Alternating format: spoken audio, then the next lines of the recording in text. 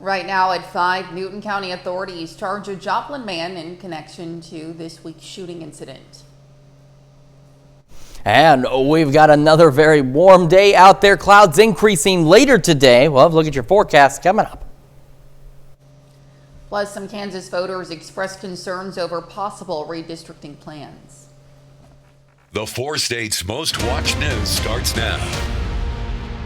Well, good morning and welcome to the KOAM Morning News. It's 5 a.m. I'm Elise Snowy. It is not a good morning, but it is Thursday, September the 16th. I was like, I don't think so. So happy Thursday to everybody, though. The reason it's not such a good morning, this is the last time you're going to say it's 5 o'clock. I know. All of this is the last time. What? How about that? It didn't hit me until you just said it. So. I don't think it actually hit me until we started the show. So for those of you who maybe you've been out of town or on vacation, or maybe you've decided to sleep in a bit this week, which I certainly can't blame. This is Lisa's last day with us.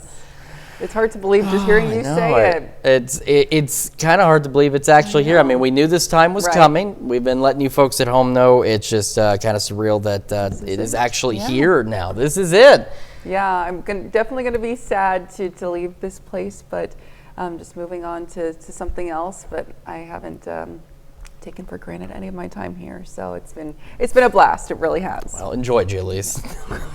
It's a long story on that one. It's an old inside joke. Oh my gosh, yeah. When's the last time you're going to say that? I know. Well, I'll build it in one more time. Well, guys, thanks for joining us this morning. Of course, a little bit wild, a little bit crazy, a little bit sad here, but the weather is not so sad. It's just kind of wild across the region as we continue to stay very warm. We're going to take a look outside downtown Pittsburgh, and again, it looks pretty good. We've actually got clear skies, and we're going to have clear skies through probably the first half of the day today, and then clouds will begin to increase. Our camera 7th in range line looks pretty good, as does the MoDOT camera 20th in range line in Joplin. So fog tracker, I put it in here because actually before we came on, about 4:30 or so, we did have some patchy fog into Crawford and Barton County. We do have some light fog, Washington County, southern Chautauqua County, western Newata County, but we'll keep an eye on it because there could be some patchy fog out here this morning through about 8 a.m. and then that'll burn off. It's done, and that's the end of that story.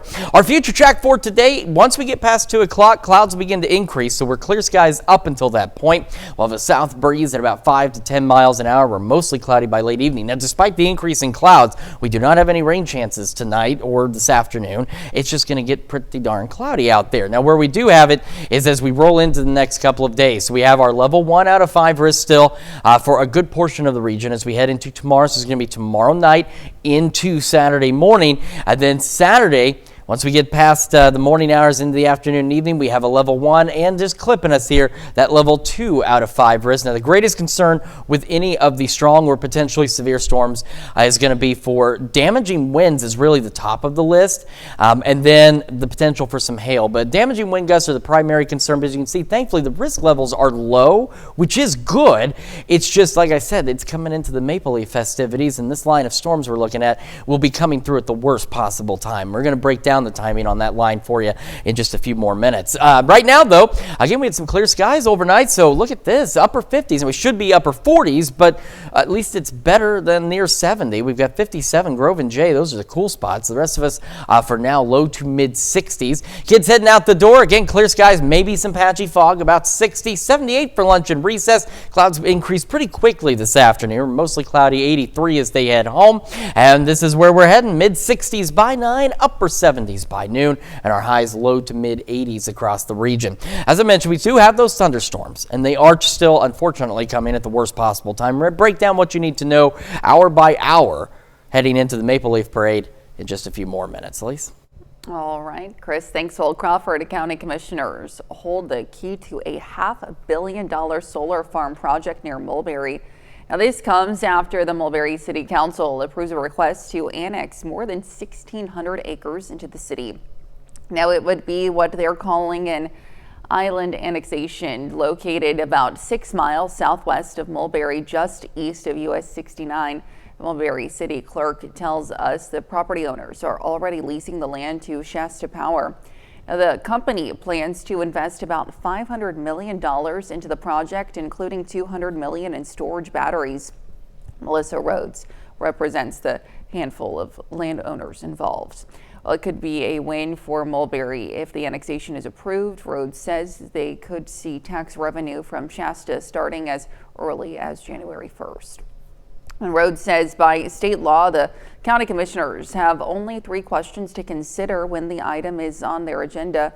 Have landowners asked to be annexed? Have they consented? And will annexation impede future development for that area? Now, according to the Mulberry City Clerk, once the county receives the proposal, the county commission has 30 days to act. The city hopes to mail that proposal by the end of the week. And authorities have officially charged Montana Landsaw of Joplin in connection with a gunfire incident this week. It happened around 9:30 Monday night at the Hillside Estates in Newton County. Officers responded to reports of gunshots at that location. Now, they discovered there had been a disturbance between multiple people at one of the homes, according to that report. Landsaw drew a handgun and fired several shots toward other people. He then ran on to another home, but surrendered 2 hours later to authorities. No one was injured. Landsaw is now facing multiple charges, including felony unlawful use of a weapon. And battle lines are being drawn ahead of the 2026 midterms. While redistricting a state's congressional map is typically done during a census year, some states like Missouri have passed new maps that some say favor one political party over another. As Chandler Watkins reports, Kansas may become the next state in that battle. I don't think this redistricting is fair. We are not in a census year. They just did it in 2022. They're not doing it to help voters or citizens of Kansas. They're doing it to accrue more power for themselves, and I'm totally against that. When asked about redrawing the map, Kansas Senate President Ty Masterson said in part, quote, "Our aim is to simply strengthen Kansas's Republican representation in Congress to back President Trump's agenda." The concern for those tonight was Republicans were looking to redraw a blue Johnson County. I want them to know that we are not for this and that we want to keep the district the way it is now. It's very disappointing. I feel like our government works best when it's fair and when people are electing their representatives, not when representatives are choosing their people. There were several organizations set up at this event, like the Voters' Rights Network of Wyandotte County, where attendees could sign up and stay informed with not only what's happening at the state level, but what's happening in their communities. Mary Von Beekler, who attended, leads a group of those looking to get involved and encourages others to do the same. If you can become aware and pass it on to your neighbor and help them, there are also people who want to help, but they don't know what to do. And so if you can be advised and then take it to somebody else, that's the best thing. Laura Kelly, the state's Democrat governor, opposed Republican-led efforts to redraw the state's congressional map in both 2022 and this year. She calls the attempts politically motivated. And now, of course, you can stay up to date with the latest news, weather, and sports with the KOAM Plus TV streaming app. It's available on Amazon Fire TV, Android TV, Apple TV Plus, and Roku. It's also available on our news and weather apps as well as our website. Watch live streaming anytime, absolutely free. The KOAM Plus TV streaming app. Students at Carthage Junior High School wrapped up Hispanic Heritage Month with a celebration of food and culture. Senora Brooks Exploratory Spanish classes hosted their annual Hispanic Food Day, where students brought in homemade Latin dishes, sampled new flavors, and learned about the countries behind each recipe. It was a hands-on way to explore diversity and appreciation beyond the classroom. And that's a look at this morning's top stories and weather coming up on the KOAM Morning News. The U.S. Supreme Court could dramatically change how states redraw congressional districts. Plus, new evidence shows your social environment affects brain health and Alzheimer's risk. And warm and sunny today. Chris takes another look at today's forecast. You're watching the KOAM Morning News. Time now, 5:09. We'll be right back.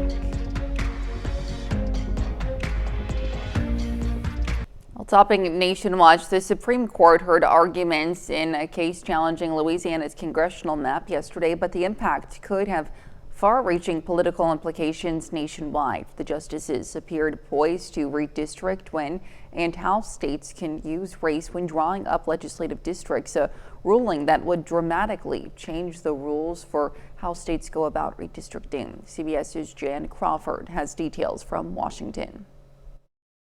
What could happen? What would the results on the ground be? I think the results would be pretty catastrophic. Janai Nelson, president of the NAACP Legal Defense Fund, argued Wednesday that Section 2 of the Voting Rights Act is crucial to maintaining black representation in Congress. We only have the diversity that we see across the South, for example, because of litigation that forced the creation of opportunity districts under the Voting Rights Act. But lawyers for the state of Louisiana and the Trump administration strongly disagreed, saying black candidates are winning in Louisiana and elsewhere in non-majority black districts, and it was time to stop grouping voters based on the color of their skin. Like with this Louisiana map, which critics say is unconstitutional because it relied too heavily on race to create black congressional districts. You have to create a district for black Democrats that you would never create for white Democrats in a Republican state. It's essentially being used as a reverse partisan gerrymander on purely racial grounds. CBS News legal contributor Jessica Levinson says the court's conservative majority may find a middle ground, but one that could still reach far beyond Louisiana and significantly change Congress. Political scientists that I've looked at, who I've looked at their studies, say this would be a big boon for Republicans and could potentially lock in a Republican majority in the House of Representatives for years, maybe decades. The Supreme Court isn't expected to deliver a decision until next spring. Jan Crawford, CBS News, Washington. The decision may come after states hold their primaries, meaning it would likely have no impact in next year's midterms. However, a lawyer for the non-black Louisiana voters challenging the map in the case argued the justices to rule earlier. And still to come, Ghost returns for season 5 tonight on CBS as Jay tries to avoid his deal with the devil. Plus, warm and sunny today. Chris returns with another look at your Thursday forecast.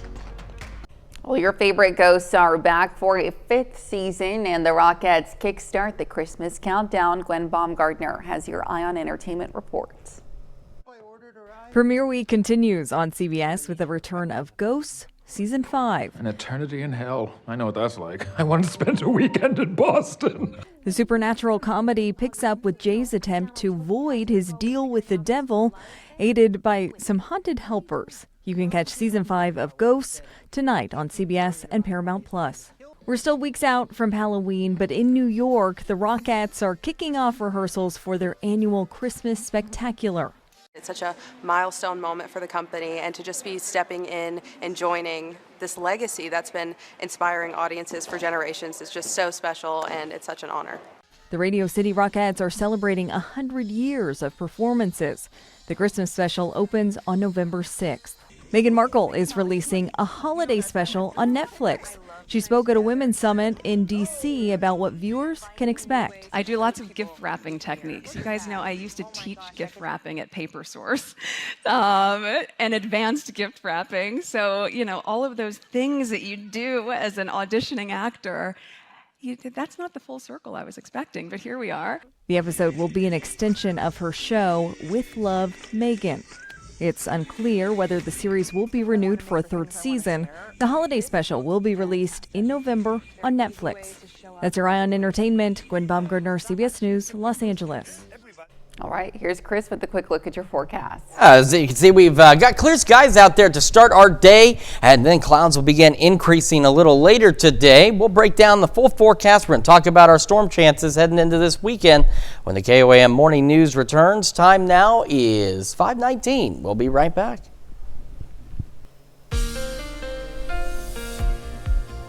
Welcome back to the KOAM Morning News. It's 5:21 now on this Thursday morning. We're going to dive right into what we've got. So for today, again, first half of our day, clear skies out there. Temperatures warming up. And then after 2 o'clock, clouds will begin to increase, and they should do so pretty quickly. Now, we're not expecting any rain with this, but we are going to go with those mostly cloudy skies. Now, Future Track, as you can see, thinks a sprinkle or two is possible with these clouds. Not out of the question, but any rain chance we have is extraordinarily low. Now, as we go through Friday, it's a mix of partly to mostly cloudy skies. Temperatures will still warm up, and we'll have south winds gusting upwards of about 25 miles an hour. Then we head into the evening. That's when things start to get a little more interesting. By 9, 10 o'clock, we start getting some scattered showers, even a few thunderstorms pushing into parts of southeast Kansas. As we go overnight, we get this line that'll develop to our west. So by 2 o'clock Saturday morning, Yates Center back toward Eureka, just north of Chanute, Fredonia, we've got showers, thunderstorms, and some of these could be strong to severe as they push through. Now, that first line is now here, sandwiched in between the 69 and 49 corridors. Again, showers, storms still could be strong to severe. This is 4 o'clock on Saturday morning, and we have a second line now pushing back into Yates Center and back towards Eureka and Howard. And this is another line that could be strong to low-grade severe as well. This one is the one that's going to be the most problematic, I think, because as you see by 6 o'clock Saturday morning, I know a lot of folks are going to be starting to set up for the parade. And I know also the parade's not the only thing going on. I want folks at home to know that. It's 40 to 50,000 people in attendance, all outdoors in Carthage on what could be a more interesting day in terms of just the fact that some of these storms could become severe, which is not something we typically experience on Maple Leaf. Like I said before, we've had rainy days on Maple Leaf, but we haven't had an associated severe threat. So by 6 a.m., we now have scattered showers, thunderstorms across the area. Some of these, again, could be strong to severe. We step into 9 o'clock in the morning, so parade's getting underway. Showers, more thunderstorms pushing through. So we've got Chanute, Parsons, back down toward Veneta, Miami, another round of storms, few light showers out by Yates Center, and we've got more thunderstorms along I-44 pushing into Joplin and right into the Carthage area and Neosho as well, and some of those could be strong to severe. So that's where we're running into the primary concern, is leading up to and into the time of the parade. By 10 o'clock, 9:30, 10, still scattered showers, thunderstorms, so even if they stop for a minute, there are more potentially on the way. It won't be until noon that we'll finally get a break for a little bit from the showers and storms. So that's why we want to watch it. And any of the showers and storms we see could be strong to low-grade severe. Now, we clear out a bit for the rest of Saturday. You can see these very gusty winds because we're not done yet. That system actually isn't even here yet.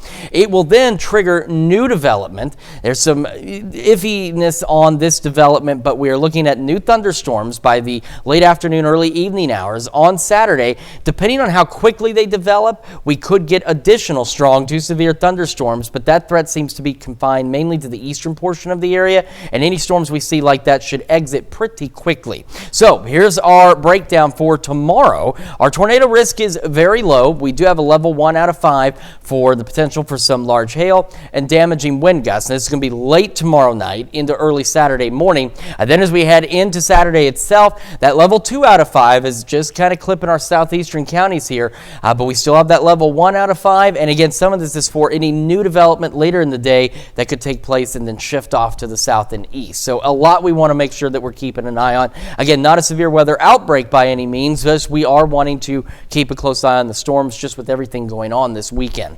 All right, so patchy fog still possible through about 8 o'clock. Otherwise, clear skies, low 60s to start. We'll go mid-70s by the afternoon. Our highs today, once again, in low to mid-80s, low to mid-80s as well for our Friday. We'll get those storms in here and those gusty winds, 80 for Saturday. And then this is also the power of the system. Take a look at that, down to 47. At least the upper 40s Saturday night into Sunday, low 70s. A few more storms possible Monday, Tuesday. Temperatures start warming back up toward the end of next week. That is a check of your forecast. We're going to send it over to Elise now with Health Watch. All right, Chris, thanks to obesity in America just skyrocketed from 40% to 70%, but not for the reason you may think. Now, researchers at Mass General Brigham looked at a new definition of obesity, which includes measures of body fat distribution in addition to body mass index. Now, under this new definition, the vast majority of Americans are considered obese. Where you live could impact your brain health. A Wake Forest University study found people living in socioeconomically disadvantaged areas are at greater risk for Alzheimer's and dementia. Memory problems and cognitive decline rates are also higher in those neighborhoods. The study adds to the evidence that your social environment can influence your brain structure and function. And an unintended side effect of popular weight loss drugs like Ozempic and Wegovy, they may also reduce alcohol use. A study from the Maryland Biomedical Research Institute found GLP-1 drugs slow the speed at which alcohol enters the bloodstream, which also shows the effects on the brain. And researchers say if alcohol takes longer to take effect, it's less likely to lead to abuse. And there's growing concern over a measles outbreak in South Carolina as weather misinformation about vaccines is making it worse. Health officials have now confirmed 16 cases in that state since July, and dozens of students are quarantining at home.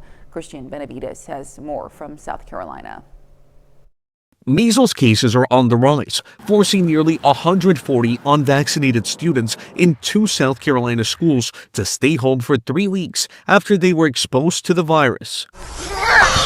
Parents Chandler and Emma Gordon are expecting baby number 3 in April.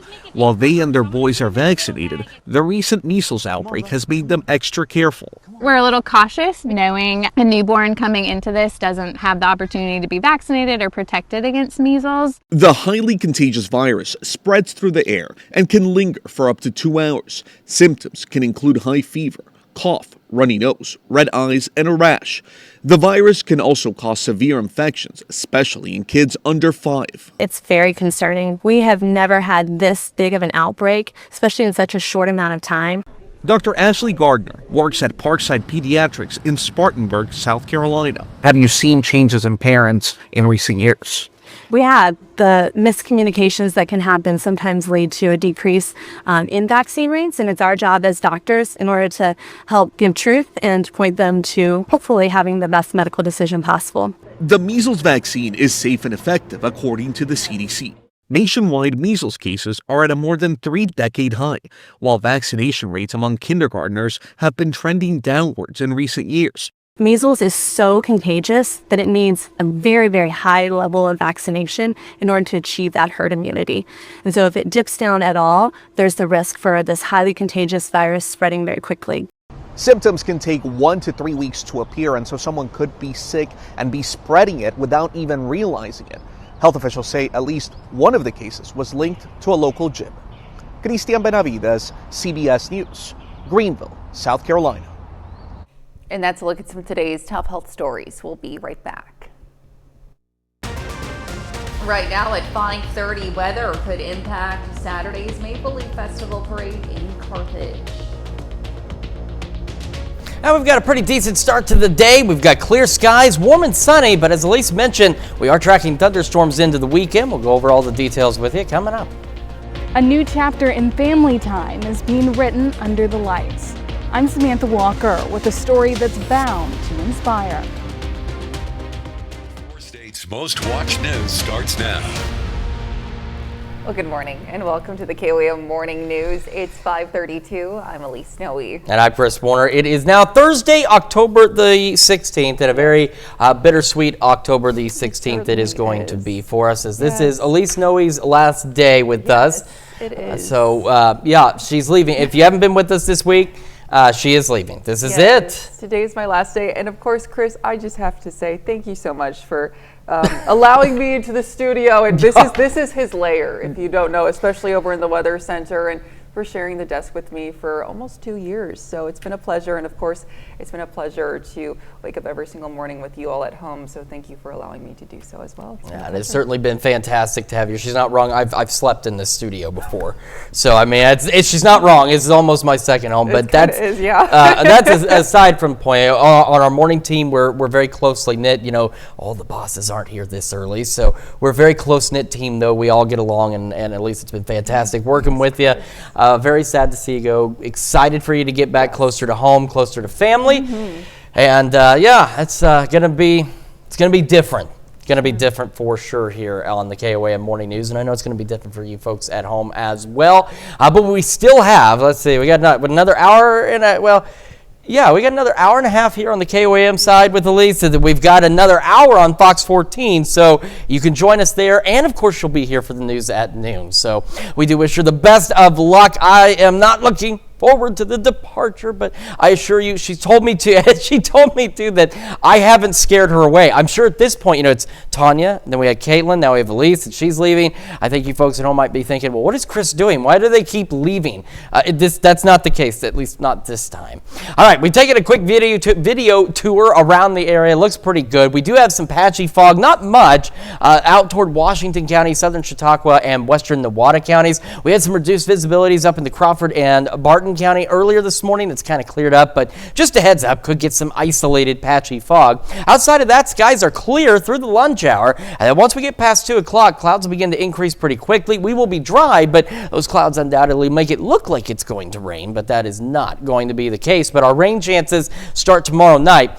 Some good news, again, and this is what I was talking to, is we're not expecting a severe weather outbreak on Saturday. I know it might sound like that the way we're talking about it. It's just, as I mentioned, it's 50,000 people in Carthage for the Maple Leaf Parade and festivities on Saturday. And unfortunately, we do have that chance for some strong to severe storms. So we just want to make sure everybody heading out there is weather aware for that day. So tomorrow, this is going to be late tomorrow night, let's say after 10 o'clock, we have a level 1 out of 5 risk. And then as we head into Saturday, most of us a level 1 out of 5. We do have a level 2 out of 5 clipping our southeastern counties. And again, with any storms we see at this point, the greatest concern is with damaging wind gusts, honestly. But again, the risk is low, but it's there. But damaging winds are the primary concern, maybe some hail here and there as well. So that's why we all want to stay weather aware, but especially those who are going to be spending Saturday morning outdoors. I just realized Carthage on this map is nowhere near where it's supposed to be. Interesting. I'll have to fix that. All right, temperatures though, because we had clear skies, we got upper 50s in the southern parts of our area. Grove J, the cooler spots at 57. The rest of us, low 60s to start our day. Kids heading out the door, clear skies. Again, maybe some patchy fog. 60, clear, warm. 78, lunch and recess. Mostly cloudy, though, 83 when they head home. And I'm not kidding, the clouds are expected to increase pretty quickly. It'll only take an hour or so before we really start to go mostly cloudy. We're mid-60s by 9, upper 70s by noon, low 80s by 3, and that's where our highs are headed, into the low to mid-80s. We'll break down the details on our storm chances because I know also these storms aren't going to only be in Carthage. We're going to break down the timing when they get here and what the expectations are for the entire region here in just a few more minutes. Elise?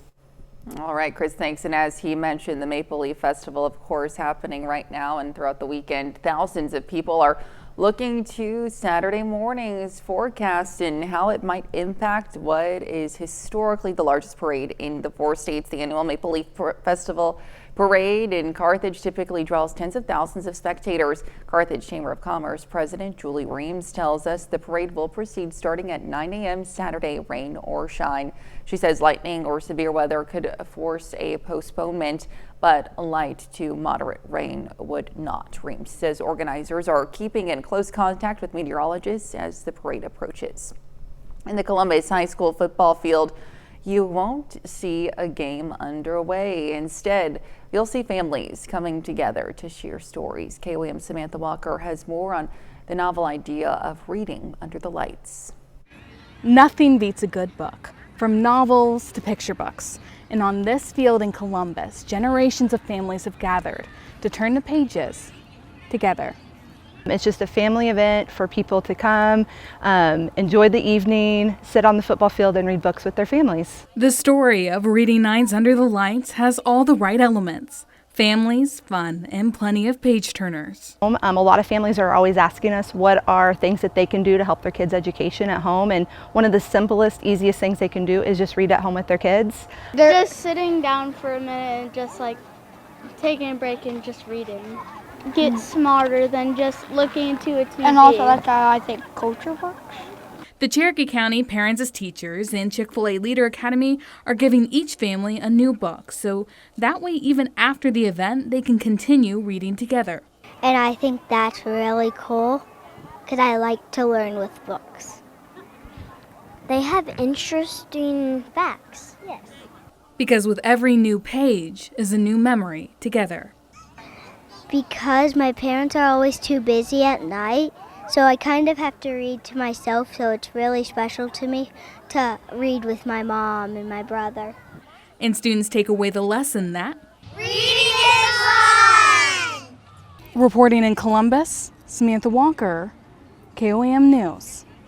The end. And that's a look at our top news stories coming up this half hour on the KOAM Morning News. Using AI to write your resume could cost you the job. Plus, Halloween isn't just for kids anymore, as 62% of adults say the spooky holiday is for them too. We'll have the latest. Time now, 5:39. You're watching the KOAM Morning News. Well, in Consumer Watch, Halloween is not just for kids. A new survey from candy maker Ferrero finds that 62% of adults say the horror-filled holiday is also for them. In fact, 47% of adults in the study said Halloween is their favorite holiday. The National Retail Federation says Americans plan to spend a record $13.1 billion this spooky season. And AI is increasingly commonplace in our daily lives, especially for those on the job hunt looking for an assist writing resumes and cover letters. But already some employers say they're tired of job candidates who rely too much on artificial intelligence. Michael George looks into the AI pushback. Well, I think employers are worried about overuse of AI. Daniel Zhao, chief economist at the job search site Glassdoor, said when he was recently hiring interns, about half the candidates had clearly used AI to write their resumes, cover letters, and responses. It can be very hard to pick and choose between two candidates who are both using the same process. Employers surveyed by the career resource site CV Genius identified AI-generated content as the biggest red flag when hiring someone. 74% of employers said they can spot an AI-generated job application, and more than half said they're significantly less likely to hire a candidate who relies on AI. I think this is a huge problem that a lot of job seekers don't think about. If everybody is using AI to edit their resume, edit their cover letter, then how do you actually stand out? Zhao says AI has moved some companies to place more value on the human touch. When employers see that something is written by that candidate and they know that it hasn't been written AI, they have more confidence that that's based on that candidate's skills and experiences. Doris Biggs is currently employed at an office in New York. She says she's not against using AI, just not for landing a job. I am the personal touch kind of person. It shows your authentic self. I mean, then the person really knows. Zhao says you don't have to abandon AI entirely. There can still be a place for it in the job search. Using AI for proofreading, that's totally fine, especially if it's your resume or your cover letter. When you start to get into things that are supposed to be in your own words, that's where it's riskier to use AI. More employers looking for less artificial intelligence and more human intelligence in their next hire. Michael George, CBS News, New York. Experts also say personal anecdotes can help you stand out from a stack of AI-written job applications. That's Look at Consumer Watch. Let's take it over now to Chris for a quick look at your forecast. Yeah, we've got a pretty nice day lined up for us. Now, the clouds are going to begin to increase, and with that, no rain chances today, but we are still watching those thunderstorm chances heading into the upcoming weekend. We're going to break down the details, timing, location, and who's going to see what when the KOAM Morning News returns. Time now is 5:44. We'll be right back. Well, China is still not buying U.S. new crop soybeans. So what might President Trump do about it? An update in today's Ag Day Minutes. I'm Clinton Griffiths with today's Ag Day Minute. President Trump says he's considering terminating some trade ties with China. The president posting on his Truth Social site, quote, "I believe that China purposely not buying our soybeans and causing difficulty for our soybean farmers is an economically hostile act. We are considering terminating business with China having to do with cooking oil and other elements of trade as retribution." Now, the U.S. was China's top market for used cooking oil last year, but after the U.S. imposed tariffs on Chinese goods this year, imports plunged by 65%. California almond growers were impacted when USDA in July forecast a 3 billion pound crop in one report. That caused almond prices to drop nearly 20% overnight, erasing roughly $1 billion from the total crop value. Now, well into harvest, prices have recovered as growers report smaller crop yields that they say are nowhere near 3 billion pounds. We hope you like the music. How do you boost milk production in dairy cattle? Well, in the UK, one farm may be onto something. They had a group called the Dixie Beats performing for their dairy cows. They were invited to play after the owners of the farm had read that jazz music could increase milk production by up to 4%. And it looks like the music was a big hit. For more Ag News, watch Ag Day weekdays on the station or get updates over at agweb.com. All right, let's take it over to Chris for a full look at today's forecast. Yeah, we're going to walk you through today and tomorrow. Now, most of today, well, in fact, all of today and most of tomorrow, we're fine. It's not until the late evening hours tomorrow that things begin to change. So, future track for today, the only change we have is once we get to about 2 o'clock, we start going partly cloudy, and then clouds should increase pretty quickly across the area, and we'll be mostly cloudy out there. Now, heading into tomorrow, future track thinks a sprinkle or two is possible. I'd say it's not out of the question tomorrow, but at the same time, tomorrow morning, let me be much more specific. Tomorrow morning, any rain chance we have ahead of the thunderstorm chances is extremely low. Now, heading through Friday, it's going to be breezy. South winds gusting 25 miles an hour or so. We're going to have even a point in which we clear out a bit. That's where some of our problem lies. As we get these gusty south winds, we clear out a bit, and we start bringing in at least some instability into the area. Now, I do, again, really, truly want to emphasize, we're not expecting a severe weather outbreak this weekend. I've seen social media posts from weather people on social media who are probably not even out of middle school, and I've seen where they've been posting things about tornadoes, and I mean, you'd think that there was a typhoon coming for the heartland. There's not. It's really a low risk for strong to severe storms.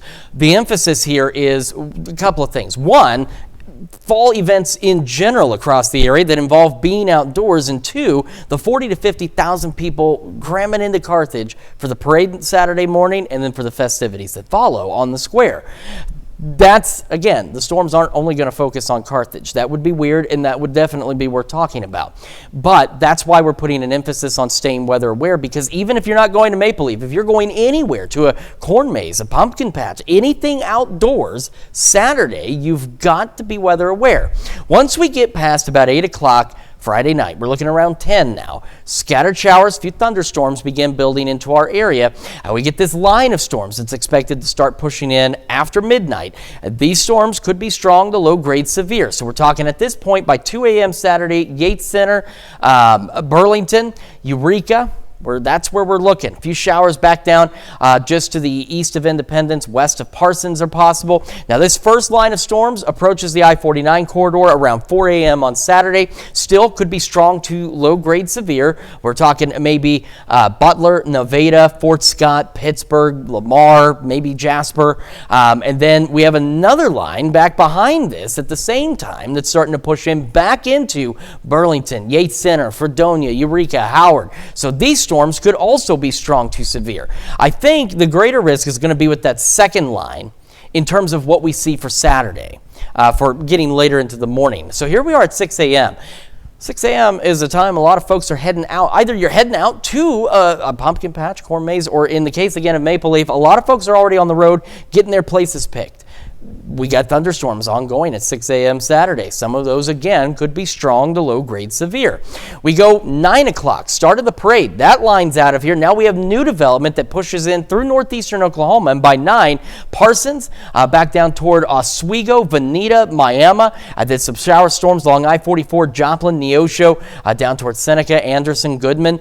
Now we've got another round of storms, and these could even stretch as far north as Carthage at 9 a.m. And some of these could be strong to low-grade severe as well. This is why we're, again, just emphasizing being weather aware. By about 9:30, 10 o'clock, maybe a switch to some light rain in the Carthage area, but more thunderstorms out there at strong, potentially severe storms heading into Monette, Mount Vernon, Cassville, pushing east. We've got some storms up around Nevada, Lamar. And so this all continues through the morning, and then it clears out. And we actually stop for a bit, and as the actual storm system gets here, winds really pick up, and then we'll see new development, and depending on how quick it develops, we could get additional strong to severe storms heading in. So we're quick look again tomorrow night into early Saturday morning. It's a level 1 out of 5 risk for large hail and more so for damaging wind. That's the primary concern with these storms at this point. And then we have a level 1, and then just kind of clipping us that level 2 out of 5 risk out there as well for some of us. All right, getting through the morning again, low 60s to start, some fog out there, mid-70s by 11 o'clock. We're back with more of the KOAM Morning News right after this. Well, get ready to celebrate Halloween. A teacher in Parsons, Kansas has a spooky stage set up for students to experience. The stage is filled with animatronics, complete with witches, ghouls, and more. The haunted stage is open for all students, kindergarten through 5th grade in the Parsons School District. All right, talk about getting spooky out there, and our weather not so spooky, at least today. We're going to go low mid 80s, clouds increasing as we roll into the afternoon. South winds around 5 to 10 miles an hour. Mostly cloudy skies through the evening and overnight, so we get that cloud layer. Well, you can't see this thing, but that's okay. Here it is. And it keeps the warm air in, and so that's why we're going to be much more mild this evening and into the overnight. Mid to upper 60s for our lows. Southeast winds 5 to 10. Tomorrow, south winds gusting upwards of 25. Then we'll start having those thunderstorms building in after 10 o'clock, and again, some of those could be strong to severe from Friday night into Saturday morning. By about noon Saturday, it stops. Then we could get another round, especially into the eastern portions of our area as we head into the late afternoon and evening hours on Saturday, but it should exit quickly. But the storms that develop could become strong to severe pretty quickly as well. This does, of course, mean it's going to impact the Maple Leaf Parade. We could have strong, potentially severe storms while that's getting underway. So again, get the KOM Skywatch weather app. Keep it handy. Make sure you're staying weather aware. And just remember, when thunder roars, head indoors. You've just got to be cautious out there. And not just for Maple Leaf. If you're going pumpkin patch, a corn maze, anything outdoors, especially tomorrow morning, you want to make sure you're staying weather aware. We'll go low 70s Sunday, upper 40s Saturday night. That's the power of this system. More rain chances Monday and Tuesday, warming up toward the end of next week. Let's check your forecast. Another hour of the KOM Morning News up next.